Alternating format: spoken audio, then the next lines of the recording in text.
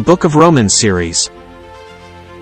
Get the big picture of what saved by grace means for you, and understand more deeply faith, righteousness, sin, forgiveness, and other Christian cornerstone.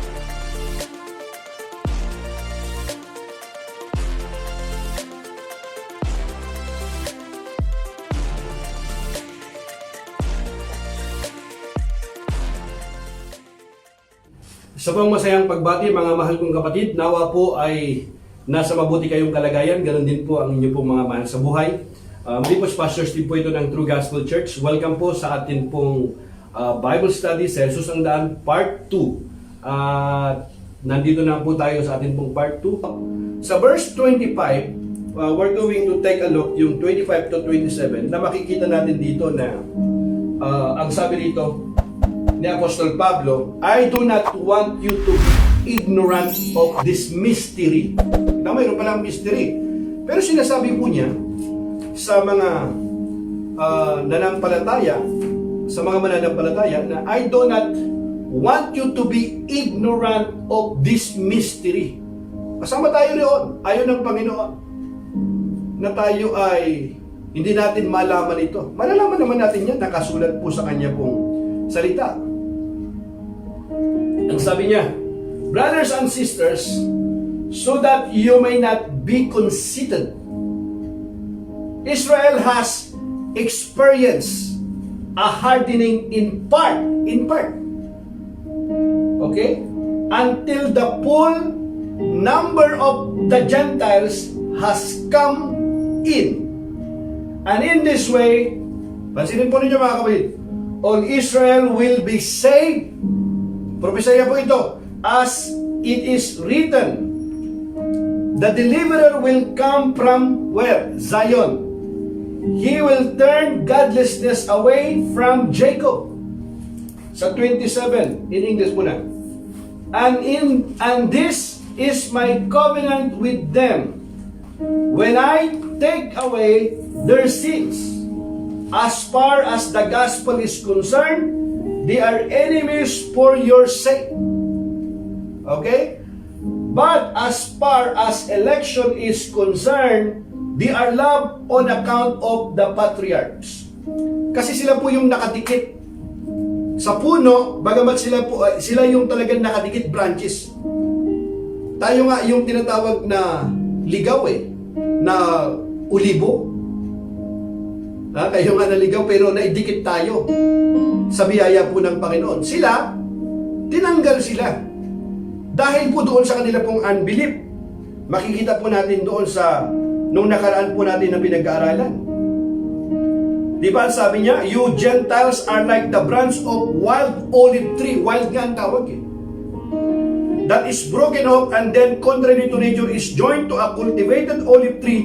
The Jews are like this cultivated tree, and it will be much easier for God to join the broken off branches to their own tree again. Magagawa kasi lahat ng Panginoon Lalong pang madaling idugtong sa puno ang mga tunay na sanga nito. Kung yung hindi nga tunay na isang nasangan ay naidugtong doon sa ugat para makalasap ng pagpapala, how much more sa kanila? Kaya mga kapatid, ang Diyos po ang gagawa ng paraan. Bagamat hindi nila tinanggap ang Ebanghelyo, sa ngayon kasi hindi talaga nila tinanggap Hinihintay pa nila yung Mesaya hanggang ngayon mga kapatid. Pero mayroon pong propesy. Mayroon pong propesya na darating po ang panahon na makikita po nila na ang Panginoong Hesus nga ay totoo na siya yung Mesaya. Kasi tayo yung unang kukunin po niya, makikita po nila lahat po yun. At pagdating po ng panahon na yun, mga kapatid, magkakaroon po ng matinding kapaghatian at ang mga iba't ibang mga bansa ay magtutulong-tulong ngayon para i-wipe out na nila, tanggalin na, tanggalin na ang bayan ng Israel. Tatanggalin na yun. Pero tutulungan po sila ng Panginoon. Ang Panginoon ang magliligtas po sa kanila. At dahil dito mananampalataya sa kanila, propesya yan mga kapatid. Sabi sa Tagalog, basahin ko muna. Di ba? Mga kapatid, isang hiwaga. Hiwaga po ito Isang hiwaga ang nais kong malaman ninyo upang hindi maging mataas ang palagay ninyo sa inyong sarili. Give me hot one, not this one. Hot water. Thank you. Di ba? Mga kapatid, isang hiwaga ang nais kong malaman ninyo upang hindi maging mataas ang palagay ninyo sa inyong sarili. Ang pagmamatigas ng Israel ay sa isang bahagi lamang. Sa isang bahagi lamang. Hanggang sa mabuo ang takdang bilang ng lahat ng mga hintil na lalapit sa Diyos. Na lalapit sa Diyos. Sa paraang ito, maliligtas ang buong Israel tulad ng nasusulat. Nasusulat sa Lumang Timando. Magmumula sa Zion ang tagapagligtas. Papawiin niya ang kasamaan sa lahi ni Jacob.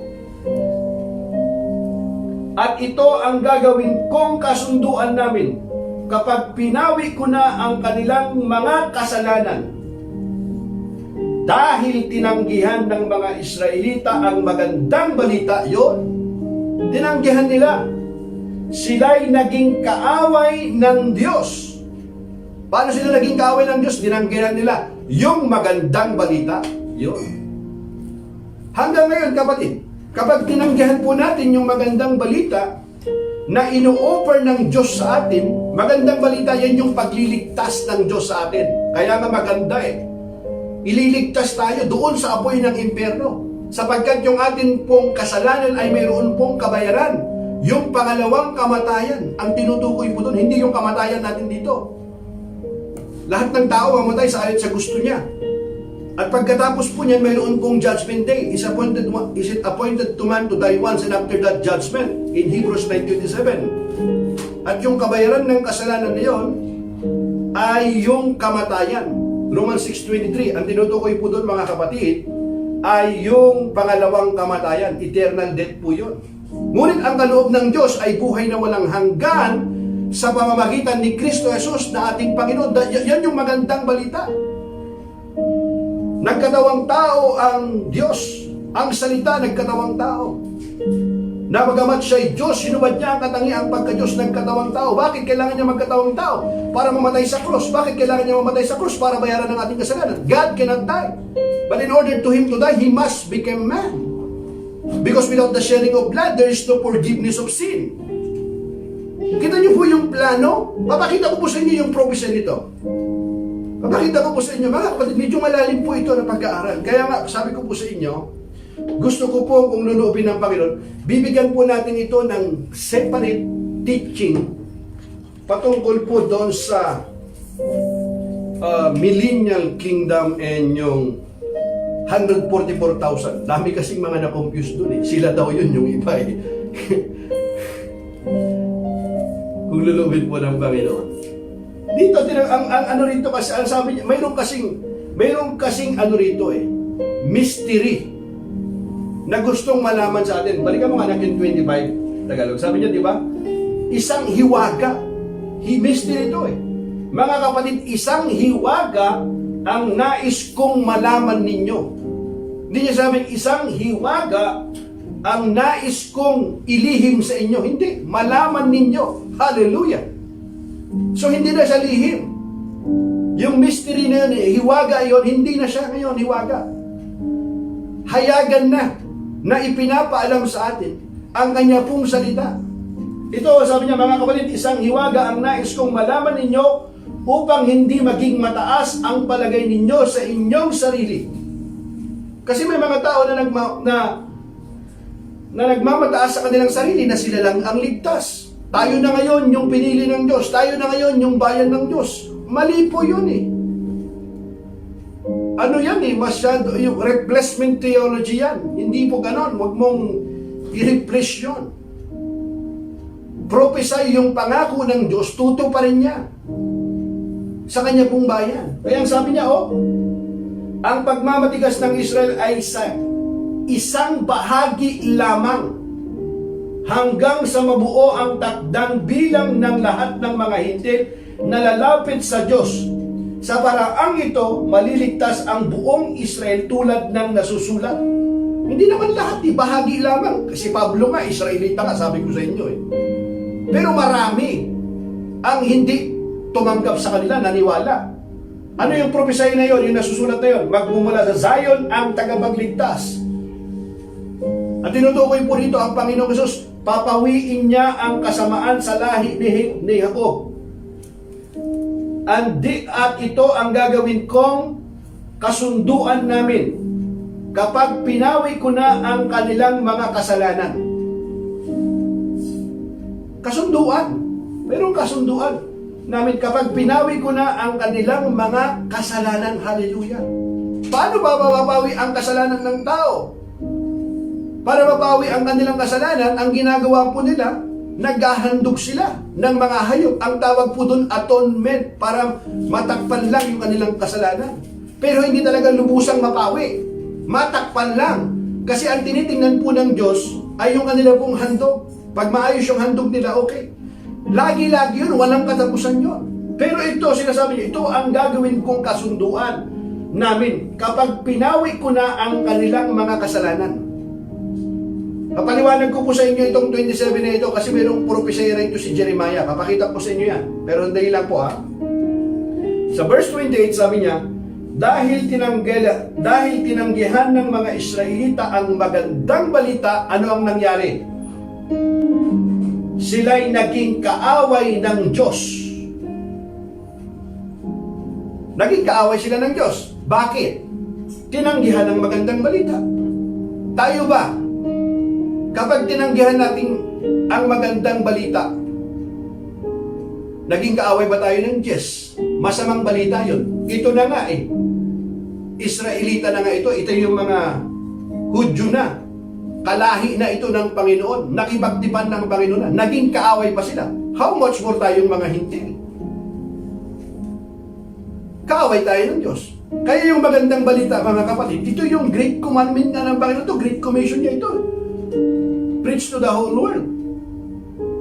Go to report and make disciples of all the nation, baptizing them in the Father, Son, the Holy Spirit. Ito yung utos ng Panginoon eh. Bago siya umakyat. Ito yung kautos-utusan niya. Magandang balita, ito ang kailangan po ng tao upang magkaroon tayo ng bahagi sa karyaan ng Diyos. Magkaroon tayo ng relasyon sa Diyos. Tanggapin po natin ang magandang balita. Kasi pag hindi natin tinanggap ang magandang balita, nananatili tayong kaaway ng Diyos. Hindi naman ako nagsabi yan, sinasabi po ng Biblia yan. Tinanggihan ng mga Israelita ang magandang balita, sila'y naging kaaway ng Diyos. Kaya wag po natin tanggihan ang magandang balita. Nag-uukol tayo ng panahon sa masamang balita, napakaraming masamang balita. Talagang nagiging viral po yan pag masama ang balita. Pero pag magandang balita, gawin po natin viral. Ang magandang balita, ang pagliligtas ng Panginoon, mayroon ng pag-asa ang tao. Kapag ang tao, mga kapatid, ay nakakilala sa Panginoon, tinanggap niya ang magandang balita, kahit ang kamatayan, hindi niya katatakutan. Maraming mga tao ngayon na takot na takot. Takot na eh. Well, likas naman, ayon sa ating likas sa tao na tayo ay nakakaramdam ng takot. Pero kung ikaw ay nanatili ka ng takot, ay hindi nakalooban ng Panginoon yan. Hindi nakagustuhan ng Panginoon yan. Kasi ang gusto ng Panginoon, tayo ay mayroon pong kapanatagan. At yung nagkakaroon ng tunay na kapanatagan na nararanasan ay yung mga anak ng Diyos. Kasi yung mga anak ng Diyos, mga nanampalataya sa Kanya, na born again in the Spirit, kahit ang kamatayan, hindi niya kinatatakutan. Bakit? Kasi mayroong buhay na walang hanggan na ipinagkaloob ng Diyos sa Kanya. Dito pa lamang habang siya nabubuhay, alam niya na, hindi niya naihintayin yung kamatayan bago niya malaman na siya nga ay mayroong buhay na walang hanggan. Ngayon pa lamang, mayroon na siyang kapanatagan, mayroon ng katiyakan. Paano nangyari yun? Sa Kanyang salita. At hindi lamang yung Kanyang salita, yung ginawa ng Panginoon at yung patutuon ng Banal na Espiritu sa atin. Maliwanag po yan, mga kapatid. Hindi naman natin gawa ni Jesus. Yan yung biyaya po ng Panginoon. Naging kaaway sila ng Diyos kasi hindi nila tananggap yung magandang balita. Ano ngayon ang nangyari? At kayong mga hintil ang nakinabang. Paano tayo nakinabang? Tinanggap natin eh. Si Apostol Pablo, hindi naman niya pinabayaan. Nangaral din siya sa kanila eh. Pero hindi nila pinansin. Pumunta siya sa mga hintil. Kaya siya nga yung ating apostol ng mga hintil, si Apostol Pablo. Siya talaga yung lubos na nag-ukol ng panahon sa pangangaral ng magandang balita. Diba? At kayong mga hintil ang nakinabang, ngunit dahil sila ang mga hinirang ng Diyos, sila'y mahal pa rin niya, alang-alang sa kanilang mga ninuno. Hallelujah. Mahal ba ako ng Diyos? Sabi ng iba, kung mahal ako ng Diyos, bakit nangyari sa akin ito? Ito yung maraming mga katanungan ng iba. Mga kapatid, walang duda. Mahal ka ng Panginoon. Kaya lang minsan, hindi natin nararamdaman yung pag-ibig ng Diyos kasi tayo yung lumalayo sa Diyos. Hindi naman lumalayo ang Panginoon sa atin. Tayo yung lumalayo. Draw near to God and He will draw near to you. Lumapit kayo sa Diyos at lalapit. Kaya lang, ang naglalayo sa atin sa Diyos ay yung kasalanan. Kaya hindi tayo lumalapit. Tayo mismo yung lumalayo sa Diyos. Ang imbitasyon nga ng Panginoon sa atin, lumapit kayo. Come unto me, all of you who are heavy laden, and I will give you rest. Bibigyan ko kayo ng kapahingahan. Lumapit kayo sa akin. Paanyaya ito ng Panginoon sa bawat isa sa atin. Pero kita niyo po mga kapatid, mahal na mahal pa rin sila ng Panginoon sa kabila ng hindi nila, hindi nila tinanggihan nila. Pero pinagpauna na ito ng Panginoon. Sila'y mahal pa rin niya, alang-alang sa kanilang mga ninuno. Hallelujah, purihin ang Panginoon. Ngayon, puntahan natin muna anak yung, I want you to, tingnan natin muna yung propesya yung nasulat doon sa Zechariah. Chapter 12. Verse 9 to 10. Ang sabi nito, di ba? On that day, I will set out to destroy all the nation that attack Jerusalem. And I will pour out on the house of David and the inhabitants of Jerusalem a spirit of grace. Alin daw yon? Spirit of grace and supplication. They will look on me, the one they have pierced. The one they have pierced. They will, they will look on me. Sino daw yun? The one they have pierced. And they will mourn for him as one mourns for an only child, and grieve bitterly for him as one grieves for a firstborn son. Sa wakas, hallelujah! Kita niyo mga kapatid, ganun po yung kanila mararamdaman dito, yung panghihinayang na napakahabang panahon. Kita niyo po mga kapatid, at sa araw na iyon mawawasak ang alinmang bansang mga ngahas sumakop sa Jerusalem. Ang lahi ni David at ang mga taga-Jerusalem ay gagawin kong mahabagin at mapanalanginin. Sa gayon, kapag pinagmasdan nila ang kanilang sinaksak ng sibat, ay tatangisan nila itong parang kaisa-isang anak o anak na panganay. Puting English ito. Di ba mga kapatid? They will look on me, the one they have pierced, and they will mourn for him. Kasi ito yung kanila pong malaking panghihinayang na napakahabang panahon na kinahihintay nila. Kasi ililigtas sila ng Panginoon eh. Ililigtas sila ng Panginoon. Hindi pababayaan ng lubusan ng Panginoon. At nung makita nila ang pagliligtas ng Panginoon sa kanila, ngayon, mananampalataya sila. Marami ngayon ang mananampalataya sa kanila. Magbabalik loob sa kanila. Magpupuri sila sa Panginoon. Yun din. Sino daw din yun? Yung kanilang pong sinaksan o yung first, yung kanilang sinaktan. Yung kanilang ibinapako. Kasi matagal nang dumating ang Mesiah. Hinihintay pa nila hanggang ngayon. Yung kanyang pagdating sa atin, yung hinintay natin yung pagbabalik. Sa kanila, hintayin lang nila yung pagdating. Sa atin, dumating na 2,000 years ago. Iniligtas na tayo. Doon pa lamang sila maniniwala, mga kapatid.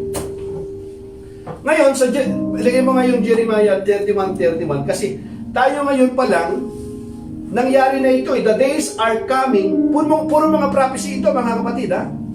The days are coming, declares the Lord, when I will make a new covenant. New covenant na yun. Nararanasan natin ito ngayon. With the people of Israel and with the people of Judah. Di ba sinasabi ni Yahweh, darating ang panahon na gagawa ko ng bagong tipan. Yun. Sa Israel at sa Hudyo. Tayo pa lang ngayon, naranasan na natin ito. Sa atin pong pakikiisa sa Panginoon, sa atin pong pananampalataya sa Panginoon, dahil po sa Kanya pong biyaya. Napakagandang balita. Hallelujah, purihin ang Panginoon. Pero hindi niya lilimutin ng lubusan ang Kanya pong bayan. Kaya huwag po natin i-replace yun. Marami pong mga apostasy kasi na mga nagtuturo ngayon na wala na yan, wala na yung mga pangakong ganun. Biblical po yan, mga kapatid. Nasa lumang tipan, nasa bagong tipan. Huwag po tayong magpadaya, mga kapatid. Kaya mahalaga nga na itong Bible study na ginagawa natin, tulad ditong mga verse by verse, tinatyaga natin na yung expository talagang explain po natin ng malawakan. Praise God. At tayo po na sumusubaybay ay marami po naman nawa tayong mga natutunan. At kung mayroon po kayong mga tanong, welcome po. Praise God, sapagkat wala po naman gaanong nakikita kong mga nagtatanong, pa ilan-ilan lamang po. Now, ngayon, verse 29. Hanggang lang po ito, mga kapatid, hanggang 36 lang ito. So sabi sa 29, for God's gifts and His call are irrevocable. Ito nyo, mga kapatid? Just as you, who were at one time disobedient to God, have now received mercy as a result of their disobedience. As a result of their disobedience. Irrevocable, para bang God does not change His mind about whom He chooses and blesses. Irrevocable. Irrevocable nga eh. He will not parang change His mind. Amen? God does not change His mind. Now, go back there, baby. Verse 30. Just as you were at one time disobedient to God, have now received mercy as a result of their disobedience. Because of their disobedience, we receive mercy. Di ba? Sapagkat hindi nagbabago ng isip ang Diyos. Yun. Hindi nagbabago, irrevocable. Hindi nagbabago ng isip ang Diyos tungkol sa kanyang mga kaloob at pagtawag. Hindi daw siya nagbabago ng isip. Saan? Sa kanyang mga kaloob at pagtawag. Pinagkaloob niya na yan eh. Hindi siya hindi siya yung pabago-bago. Wala pong ganoon sa Panginoon. Hindi siya nagbabago ng isip. Ang tungkol saan? Sa kanyang mga kaloob at pagtawag. Noon, kayong mga hintil ay hindi sumusunod sa Diyos. Hindi sumusunod sa Diyos. Totoo naman yun. Kasi hindi naman nakipagtipan ng Diyos sa atin, hindi naman natin nakilala ang kanyang kalooban sapagkat hindi natin alam yung mga alituntunin. Hindi naman tayo pinagkaloob sa atin yun. Sabi niya, noon kayong mga hindil ay hindi sumusunod sa Diyos. Ngunit ngayon, kayo ay tumanggap ng habag ng Diyos nang sumaway ang mga Hudyo. Kita niyo mga kapatid?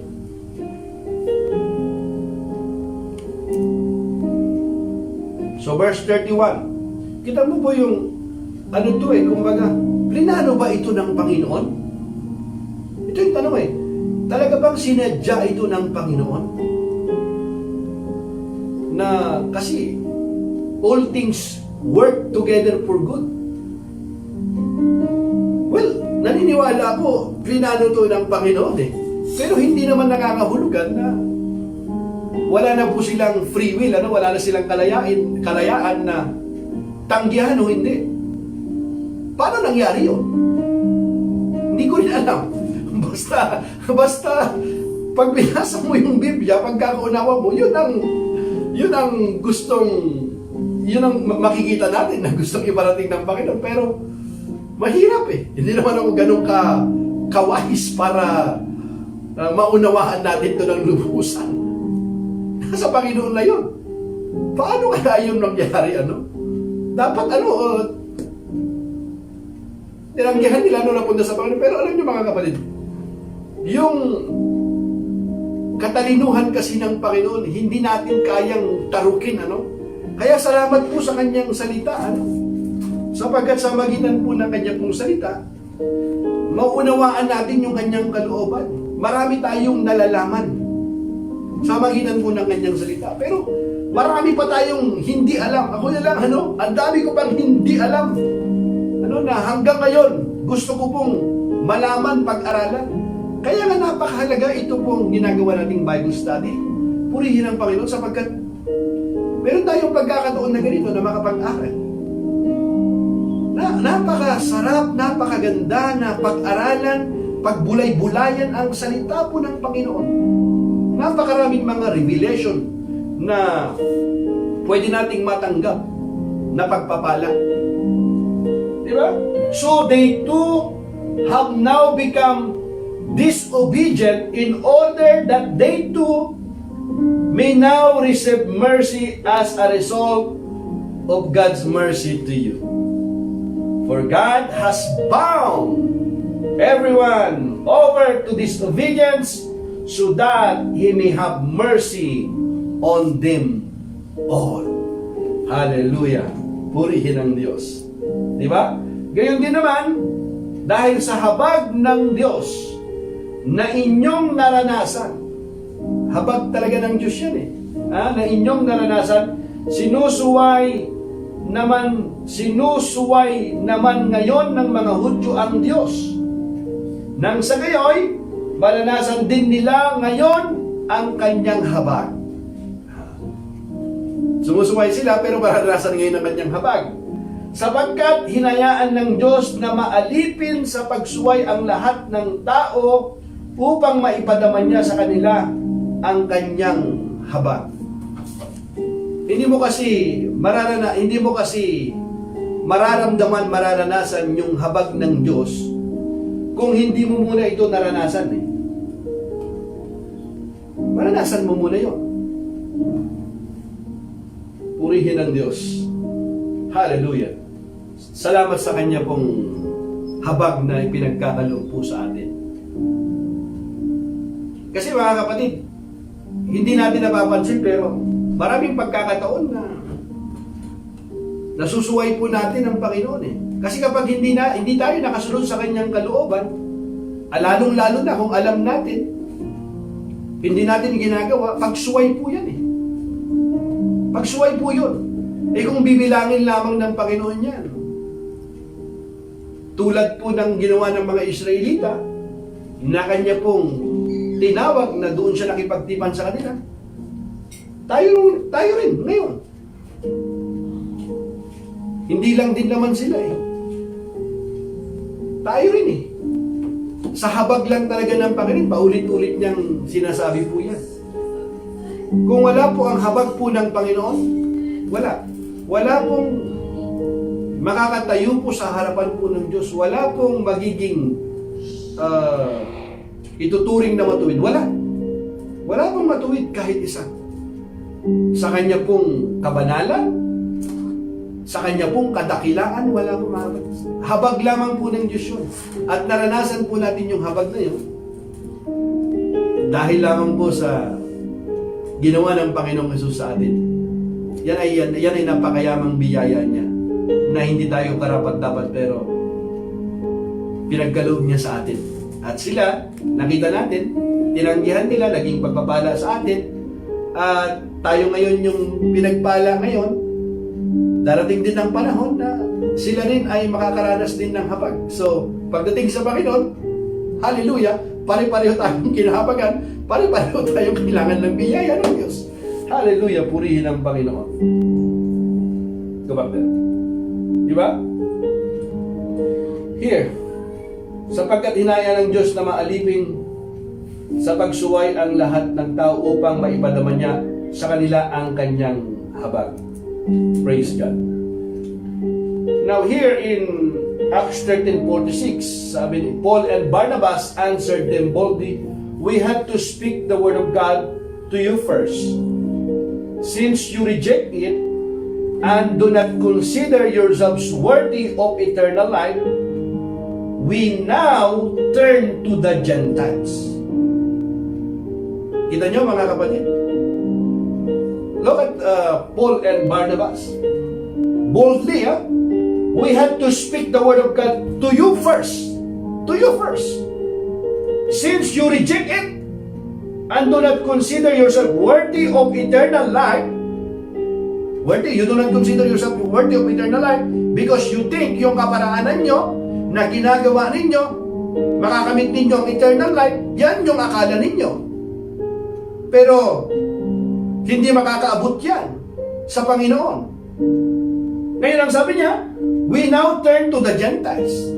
Maliwanag po yan, mga kapatid. Ngunit buong tapang na sinabi ni Pablo at Bernabe, sa inyo muna sana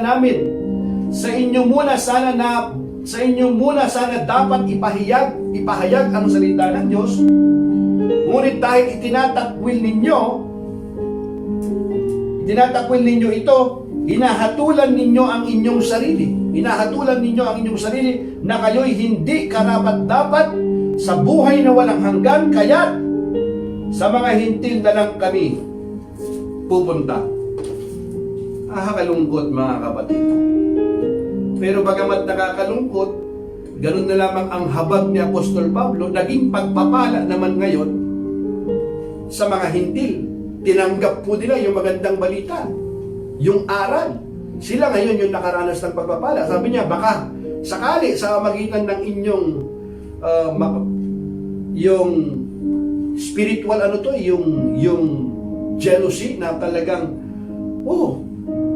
sila ngayon nakaranas ng habag ng biyaya ng Panginoon. Baka ngayon sila yung pag nakita nila yung bagay na ito, pananampalataya na ito, ay manampalataya din sila. Kumilala rin sila. Kaya nga, on the depth of the riches of the wisdom, the depth of the riches of the wisdom and knowledge of God, how unsearchable His judgment and His paths beyond tracing out. Who has known the mind of the Lord? That is the question. Or who has been His counselor? Hallelujah. Lubhang napakasagana ng kayamanan ng Diyos. Di matarok ang kanyang karunungan at kaalaman. Sino ang makakapagpaliwanag ng kanyang mga kapasyahan? Sino ang makakaunawa ng kanyang mga pamamaraan gaya ng nasusulat? Sino ang nakakaalam sa pag-iisip ng Panginoon? Sino ang maaaring maging tagapayo niya? Mga kapatid, sabi ng isang theology, sabi niya, it is easier to measure the entire ocean in a little cup than to grasp the greatness of God in the human mind. It is easier to measure the entire ocean in a little cup than to grasp the greatness of God in the human mind. Kung gaano kalayo ang langit sa lupa, hindi kayang abutin, hindi kayang tarukin.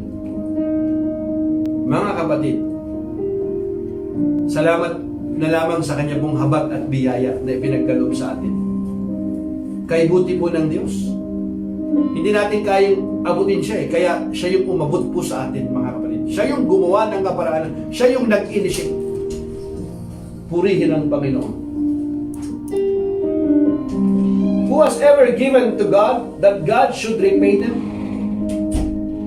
For from Him, and through Him, and for Him are all things. To Him be the glory forever. Amen. Hallelujah. Di ba? Who has ever given to God that God should repay them? For from Him and through Him and for Him are all things. To Him be the glory forever. Amen. Hallelujah. Purihin ang Panginoon. Di ba? Sino ang nakapagbigay ng anuman sa Kanya na dapat niyang bayaran? Sapagkat ang lahat ng bagay ay mula sa Kanya. Lahat ng bagay ay mula sa Kanya. Sa pamamagitan niya at pag-aari niya, sa Kanya ang karangalan magpakailanman. Amen.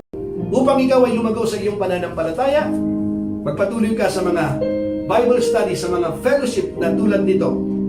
At pwede na mag-church. Make sure go to church. At ipamalita mo ang kabutihan ng Diyos na ginawa sa iyo, ang pagliligtas na ginawa sa iyo. Pamalita mo sa iyong mga kaibigan at sa iyong mga kaibigan. Lalong-lalo na sa iyong mga mahal sa buhay. And your life will never be the same again. Muli po mga kapatid, ako po'y nagpapasalamat sa inyo pong pagsama. We love you and God bless you. Sumayin niyo po ang kabayapaan po ng Diyos.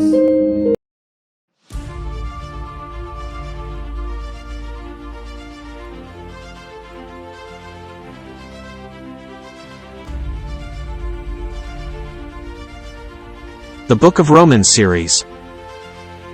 Get the big picture of what saved by grace means for you, and understand more deeply faith, righteousness, sin, forgiveness, and other Christian cornerstone.